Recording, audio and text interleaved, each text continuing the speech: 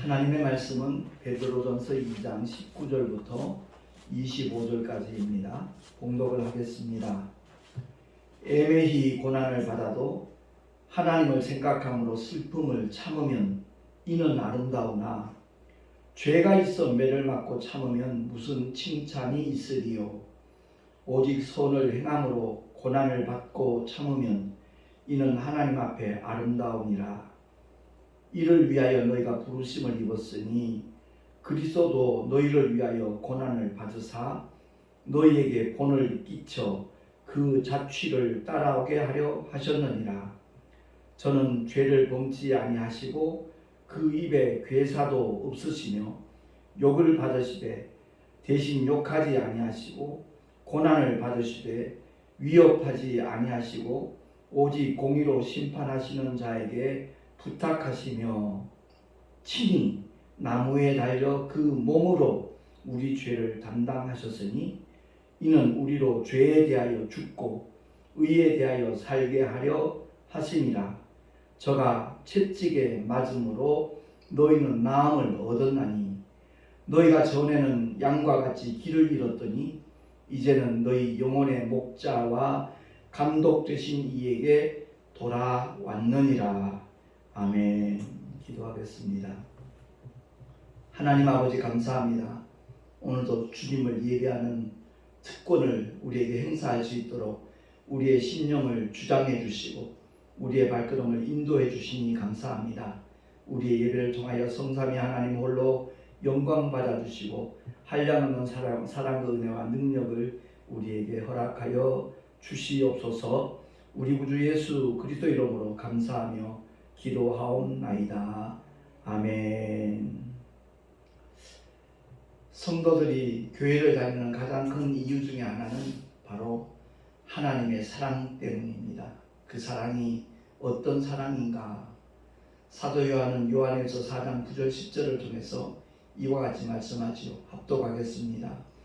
하나님의 사랑이 우리에게 이렇게 나타난 바 되었으니 하나님이 자기의 독생자를 세상에 보내심은 저로 말미암아 우리를 살리려 하심이니라. 사랑은 여기 있으니 우리가 하나님을 사랑한 것이 아니요 오직 하나님이 우리를 사랑하사 우리 죄를 위하여 화목제로 그 아들을 보내셨음이니라. 아멘. 하나님과 우리 사이에 그야말로 화목제로 하나님의 독생자를 이 땅에 보내주신 것이 아버지의 사랑이라고 사도 요한은 말씀하고 있습니다. 단순히 불목한 관계가 아니라 죄로 인하여 원수된 자였다는 거죠. 하나님의 저주 아래에 있던 우리들을 하나님께서는 그야말로 화목케 하기 위하여 그 독생자를 화목제물로 이 땅에 보내주신 사랑이라는 겁니다. 그래서 그 사랑을 정녕 올바로 깨닫고 체험한 사람들은요 주일 예배를 절대 등한히 할 수가 없습니다. 주님을 만나는, 주님 앞에 영광을 돌리는 그러한 가장 거룩한 시간이 바로 예배하는 한 시간이라는 것을 우리 모두가 정말 올바로 깨달았으면 참 좋겠습니다. 가장 높은 곳에 계신 하나님께서 가장 낮아지시는 시간이고요. 그 주님을 그야말로 우리가 경배하는 시간이 예배하는 이 한 시간이거든요. 그래서 이토록 놀라운 사랑을 그냥 지식이나 이론으로 아는 사람들은 참 불행한 사람입니다. 그야말로 성령으로 알고 날마다 체험하는 사람, 그들이 바로 하나님의 자녀입니다. 교리가 워낙 이렇게 강하게 선포되다 보니까 성경이 이렇게 되지 않았냐, 누구든지 믿기만 하면 하나님의 자녀가 된다고 하나님 약속하지 않았느냐, 틀림없는 하나님의 말씀입니다. 근데 그 말씀이 단순히 지식적으로 이론적으로 동의하기 때문에 하나님의 자녀가 된다는 것은 너무나 잘못된 생각이라는 것을 우리가 아마 알아야 될 것입니다. 주님이 내가 받을 저주를, 내가 받을 형벌을, 내가 겪어야 될 고통을 주님이 대신 받아주신 그 놀라운 은혜를 정말 우리가 안다면 신앙생활을 대충 그렇게 형식적으로 습관적으로 할 수는 없는 것이죠. 주일이 기다려지고 주일 예배를 사모하는 그런 심령이 구원받은 성령의 사람들은 동일하게 아마 경험이 될 것입니다. 이렇게 놀라운 사람을 그냥 이론적으로 하는 사람은 또 벌써 주일이야? 이렇게 반응할지 모르지만 성령으로 하는 사람은 이 시간이 기다려지고요. 정말 헐떡이며 쫓아오게 되어 있지요. 꿀송이보다 더 달콤한 하나님의 말씀을 듣기 위해서 내 심령 속에 그 말씀을 가득 채우고 싶어서 달려나올 수밖에 없다는 겁니다. 하나님의 말씀이 성령으로 실제가 된 때부터 수제자 베드로의 삶은 완전히 180도 바뀌어졌습니다. 그도 한때는 지상낙원을 꿈꿨잖아요. 주님이 예루살렘 입성하실 때 환호하는 군중들을 보고 이제 주님이 유대인의 왕으로 등극하시면 누가 좌편에 앉고 누가 우편에 앉을까? 오직 관심이 거기에 쏠렸습니다. 너무너무 집착했겠죠. 그래서 겟세마네 동산에서 함께 기도하기를 원하신 그 주님이 세 제자가 그냥 졸고 있어요. 기도를 못해요. 왜? 지상낙원에 그냥 가슴이 부풀어가지고 잠을 못 잤거든요. 그러다 보니까 정작 깨어 기도해야 될 시간에 졸 수밖에 없었던 겁니다. 그래서 결과적으로 주님이 십자가에 달리시던 날 밤에 베드로는 3번씩이나 나 예수 몰라, 맹세코 몰라, 내가 만약 예수를 아는 사람이면 저주받아도 좋아, 이렇게까지 표현하면서 3번씩이나 주님을 부인하는 일생일대의 오점을 남기고 말았습니다. 그가 말씀을 몰랐습니까? 아니요. 3년 동안 주님과 함께 동거동락하면서 그 말씀을 귀로만 듣는 게 아니었잖아요. 눈으로 보면서 들었어요. 온몸으로 체험하면서 들었어요. 그러나 그 말씀이 하나의 지식과 이론에 머물러 있을 때는 주님을 배반할 수밖에 없는, 부인하고 도망칠 수밖에 없는 그런 나약한 인간임을 그대로 드러낼 수밖에 없었다라는 사실입니다. 근데 성령이 임하시고 나니까 완전히 딴 사람이 되었잖아요. 그렇습니다. 하나님의 사랑과 은혜를, 하나님의 생명의 말씀, 진리의 말씀을 이론으로 아는 것과 성령으로 알고 체험하는 것은 전혀 다르다는 것을 우리에게 보여주고 있습니다. 베드로전서 1장 3절에 보면 바로 앞 한 장만 넘기면 되니까 우리 한번 합독을 하겠습니다. 3절 4절 시작.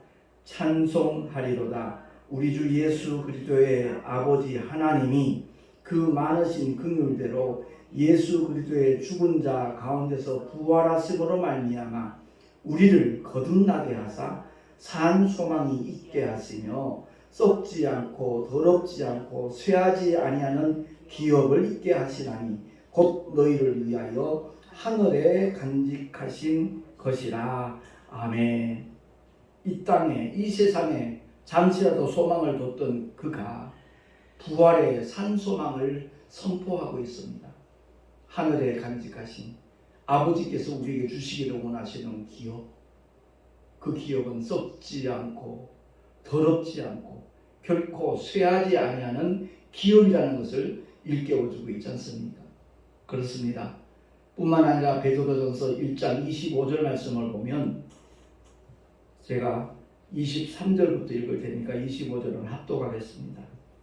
너희가 거듭난 것이 썩어질 씨로 된 것이 아니요 썩지 아니할 씨로 된 것이니 하나님의 살아있고 항상 있는 말씀으로 되었느니라. 그러므로 모든 육체는 풀과 같고 그 모든 영광이 풀의 꽃과 같으니 풀은 마르고 꽃은 떨어지되 오직 주의 말씀은 세세토록 있도다 하였으니 너희에게 전한 복음이 곧 이 말씀이니라. 아멘. 왜 합독하자니까? 오직 주의 말씀은 세세토록 있도다 하였으니 너희에게 전한 복음이 곧 이 말씀이니라.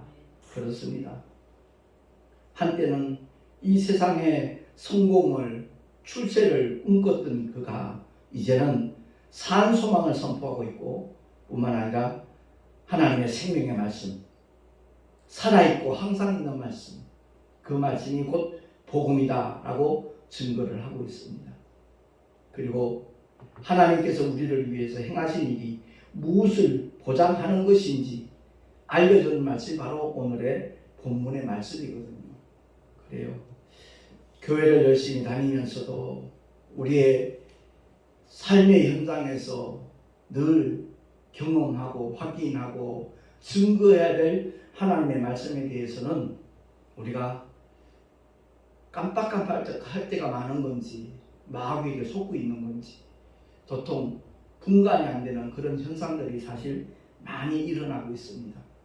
하나님의 말씀에 대한 현재성과 영원성에 대하여 우리가 올바로 깨닫고 경험한다면, 성령으로 체험한다면 우리의 삶의 현장에서 끊임없이 주님의 공생의 결과로 주어진 그 은택, 그 은혜를 늘 경험하며 살 수밖에 없다는 겁니다.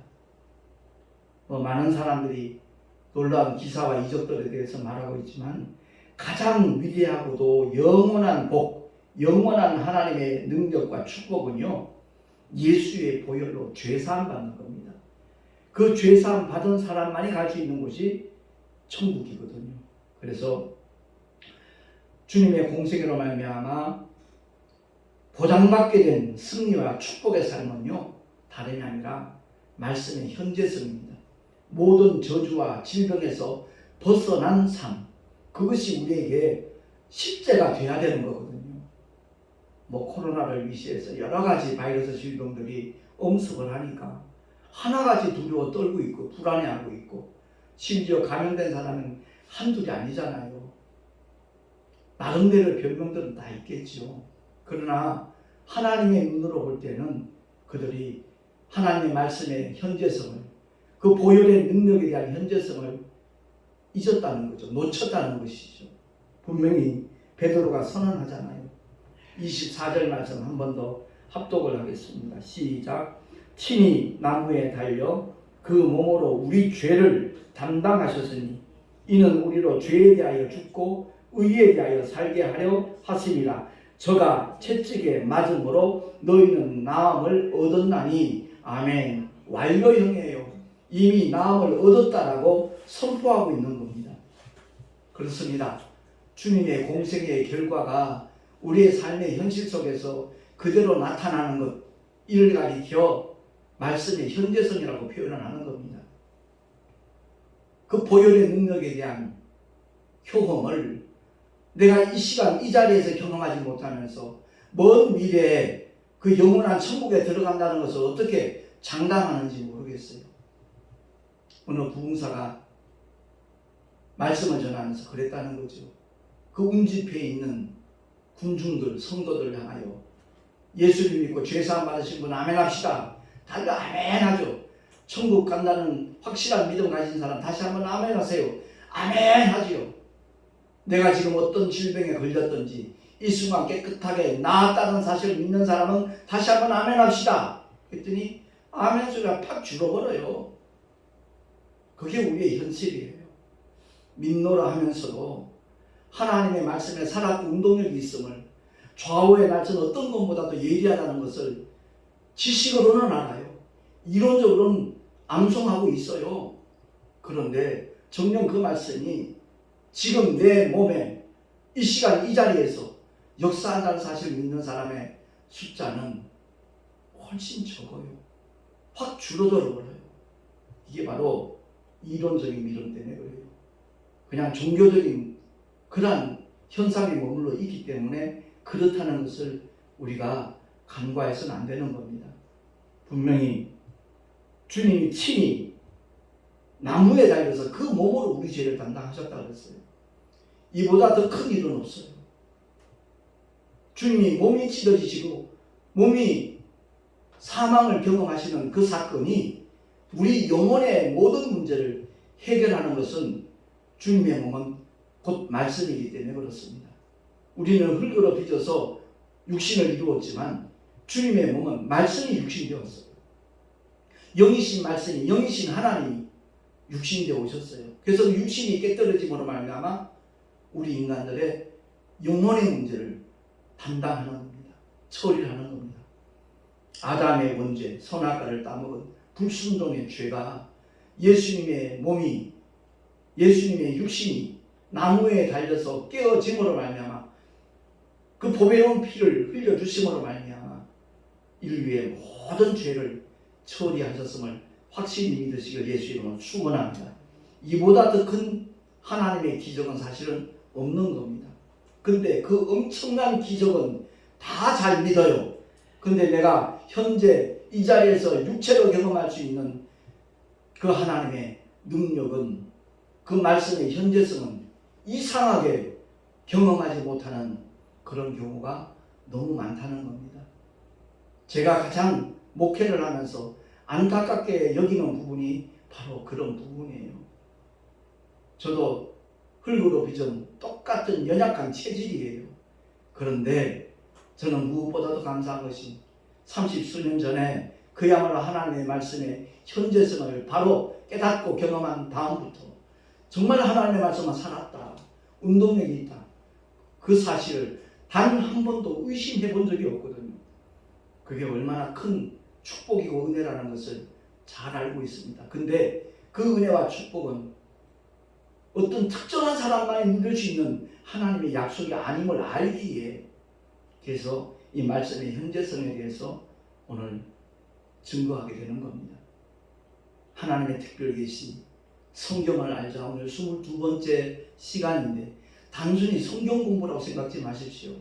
정말 성경을 성령으로 알 수 있는 좋은 기회라는 것을 기억을 하고, 제가 가까운 사람들에게 그런 얘기를 했지만 내 35년 목회를 그야말로 일단 한번 정리한다는 그런 시점으로, 그런 마음으로 지금 하나님의 특별히 이제 성경을 알자 연속으로 증거하고 있는데, 정말 여러분들이 이 말씀에 대해서 반복해서 이 유튜브를 정말 동영상을 되새기면서 무장을 하면 놀라운 하나님의 은혜가 분명히 경험이 될 것을 저는 확신을 합니다. 지난주에도 그런 말씀드렸지만 사도 바울이 여기는 신앙에 대해서 말씀드렸잖아요. 그죠? 분명히 죄에 대하여는 죽은 자, 하나님을 대하는 산 자를 여길지어다, 바울이 그렇게 선언했는데, 오늘 본문에서도 베드로는 이와 같이 말하잖아요. 이는 우리로 죄에 대하여 죽고 의에 대하여 살게 하려 하시리라. 그렇습니다. 성령이 임하신 주의 종들의 메시지는 똑같은 겁니다. 같은 맥락일 수밖에 없습니다. 같은 하나님, 같은 말씀, 같은 영어로 증거하기 때문에 그런 겁니다. 그렇습니다. 오늘날 교회 안에서 자꾸만 종교인들이 양산된다는 것은 너무나 불행한 일이에요. 안타까운 일이에요. 종교적인 행위를 열심히 내는 믿음 좋다라고 인정해주는, 그렇게 간주하는 그러한 잣대가 꺾어지고 부서져야 됩니다. 그렇습니다. 우리는 하나님 앞에 정말 예배할 때마다 어떤 마음으로, 어떤 자세로 예배를 드려야 될 것인가, 하나님께서 어떤 예배를 받으시는가, 거기에 대해서 제가 다음 주일날 말씀을 전하게 될 것입니다만은, 우리 모두가 다 성경을 대할 때 어떤 인본주의적인 자세가 아니라 정말 주님 입장에 서서 신본주의적인 그런 관점을 가지고 하나님의 말씀을 대해야 되거든요. 이것은 우리 인간의 이성으로 논할 수 있는 게 아닙니다. 오직 성령의 감동에 의해서 성령 하나님께서 조명해 주시는 대로, 비춰 주시는 대로 그대로 받아들일 때 하나님의 놀라운 생명의 역사는 오늘날도 변함없이 일어나게 될 줄로 믿습니다. 우리 모두가 정말 믿음의 길을 걸어가면서 바로 깨달아야 될 것, 그것을 깨닫는 것이 얼마나 큰 은혜고 복인가 하는 것을 알아야 되거든요. 오늘날 모든 믿음의 성도들이 필히 깨달아야 될 사실은, 현재 우리가 이 세상에서 날마다 경험하며 정말 증거하며 살아야 될 말씀이 바로 치유와 회복이에요. 말씀과 기도, 변화와 회복, 치유와 회복, 그야말로 그 말씀의 현재성에 대하여 내가 그리스도 안에 정말 들어와 있는가, 아니면 교회 안에만 들어와 있는가. 오늘 많은 사람들이 교회는 다녀요. 근데 아직도 그리스도 안에 들어가지 못한 그런 경우가 너무 많거든요. 이건 참으로 딱한 일이고 안타까운 일인 것입니다. 예수 그리스도 3대 사역 모르는 사람 없잖아요. 가르치고 전파하고 치유하는 사역이었어요. 뭘 가르칩니까? 말씀을 가르치셨어요. 뭘 전파하죠? 저 천국 산소망을 전파해요. 부활의 산소망을 전파하는 거예요. 그리고 현재 내가 확인할 수 있는 질병에서의 자유함, 병을 치유하는 사역, 그것이 주님의 3대 사역 중에 하나거든요. 병 고침받는 현상을 보고 귀신이 쫓겨가는 현상을 보고 하나님의 말씀에 대한 더 정확한 믿음을 갖게 되는 것이고, 저 천국에 대한 소망도 더욱더 확실하고 뚜렷해지기 때문에 주님께서는 치유의 사역을 펼쳐나갔다는 사실입니다. 근데 그 3대 사역과 주님의 공생애를 이룬 궁극적인 목적은 무엇인가? 바로 영혼 구원을 위함이고, 결과적으로 보혜사 성령 하나님을 보내주시기 위함이라는 것을 성경은 우리에게 증거를 하고 있는 겁니다. 예, 인간의 죄 때문에 거룩하신 하나님의 영, 성령 하나님은 인간과 함께 할 수 없었거든요. 그래서 먼저 그 죄의 문제를 처리하셔야만 보혜사 성령 하나님이 구원받은 영혼들 속에 임하실 수가 있기 때문에 주님의 공생애의 궁극적인 목적은 아버지의 뜻을 이루시고 마귀의 일을 멸하시고 죄인을 구원하셔서 그것을 온전히 확인하고 보존하시기 위하여 성령을 보내주시는 것이 주님의 공생애의 궁극적인 목적이었다는 것. 성경을 정말 제대로만 보면 누구나 다 알 수 있는 하나님의 뜻이거든요. 제가 일전에도 고백했지만 군대에서 1년 반 동안 편하게 PX 관리사병으로 있었어요. 그러다 보니까 하루에 신학성경을 1독 이상 할 수가 있어요. 1년 반이면 며칠입니까? 한 500일 넘을 겁니다. 군생활 참 따분하거든요. 근데 PX에서 나 혼자 있는 시간이 보통 9시간쯤 돼요. 근데 성경이 얼마나 달콤한지 시간 가는 줄 모르고 성경을 보는 거예요. 장교들이 부사관들이 물어요. 김병장 나 하루 종일 PX에서 뭐해? 보시다시피 성경 보지요? 안 따분해? 따분하다니요. 마음이 뜨거워지고 그 은혜가 얼마나 날로 새로워요. 건강한 사람은요, 똑같은 밥을 먹어도 늘 먹을 때마다 맛있게 먹거든요. 생명의 말씀은 더 맛있어요.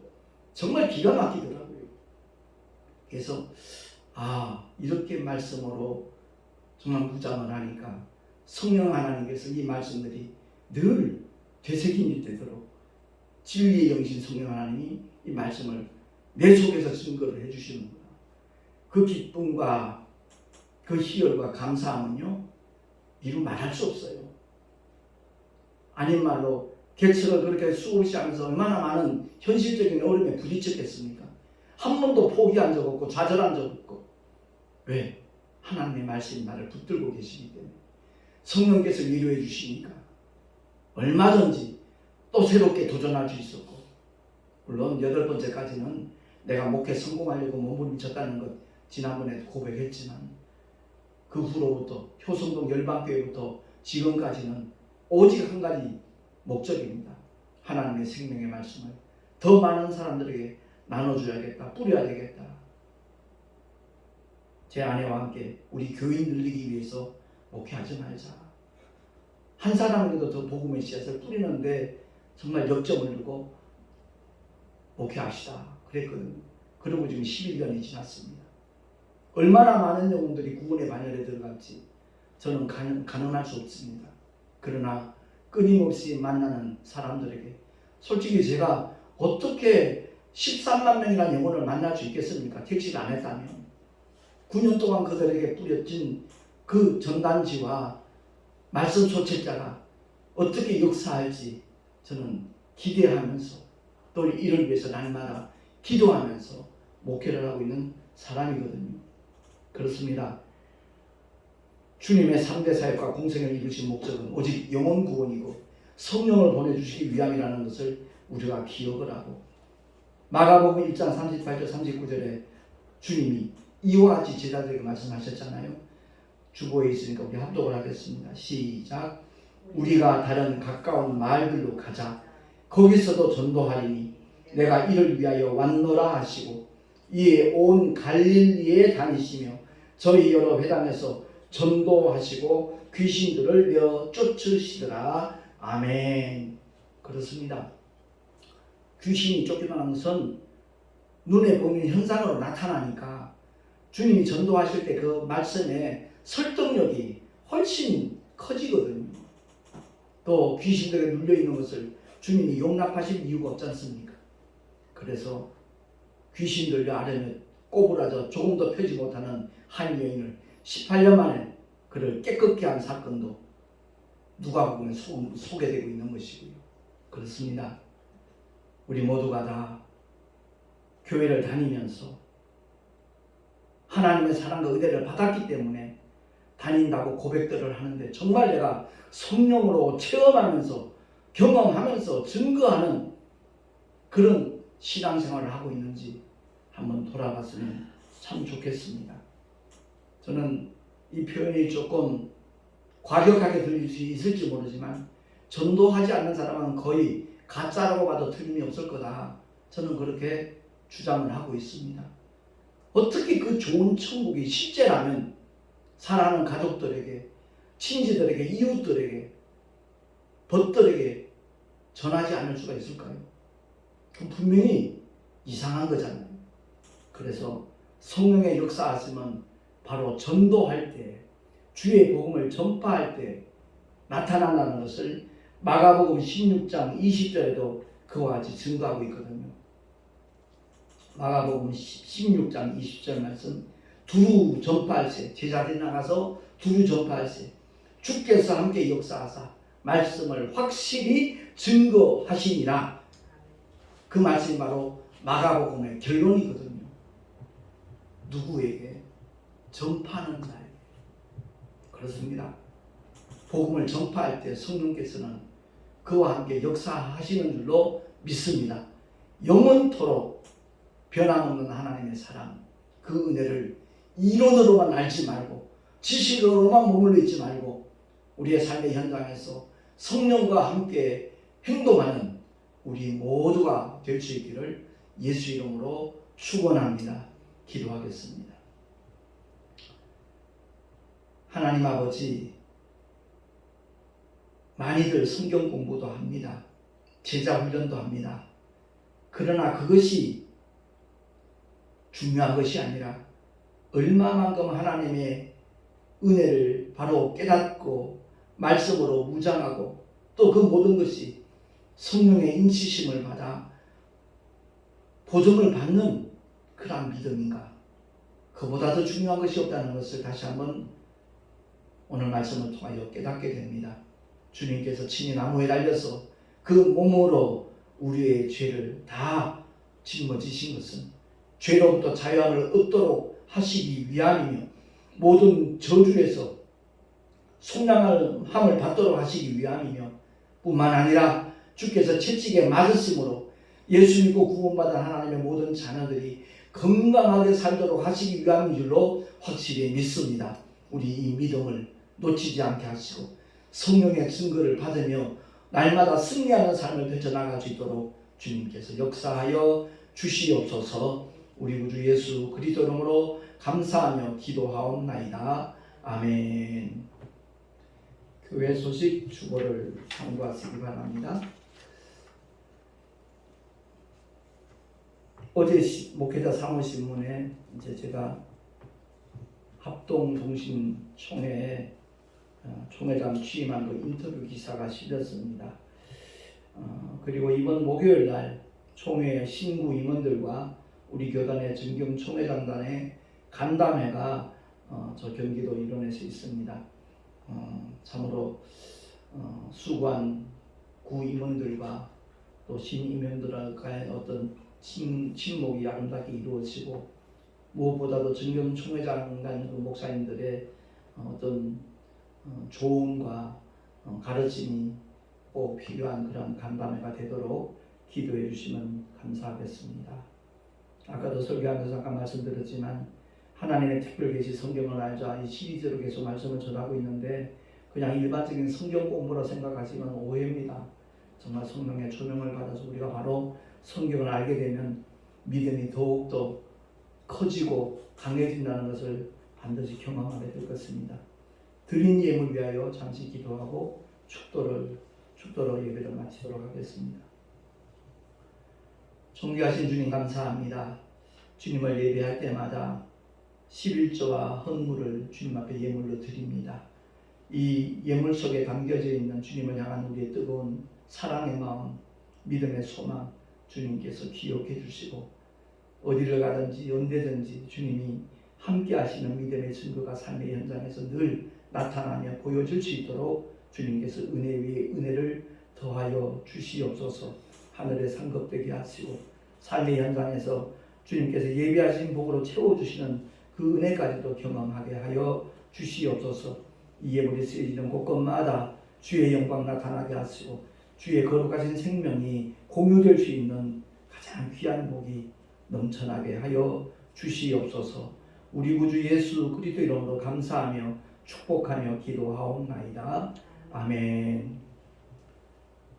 이제는 우리 주 예수 그리스도의 크신 은혜와 하나님 아버지의 놀랍고 영원하신 사랑하심과 부회사 성령 하나님의 내주교통 인도하심과 축복하심이 오늘 주의 말씀을 정말 사모하는 마음으로 들은 하나님의 사람들 머리 위에 그 가정과 자녀들과 경영하는 모든 일들과 또한 주께서 비록 앞두고 세우신 주님의 모든 교회들 위에 지금으로부터 영원토록 함께 있을지어다. 아멘.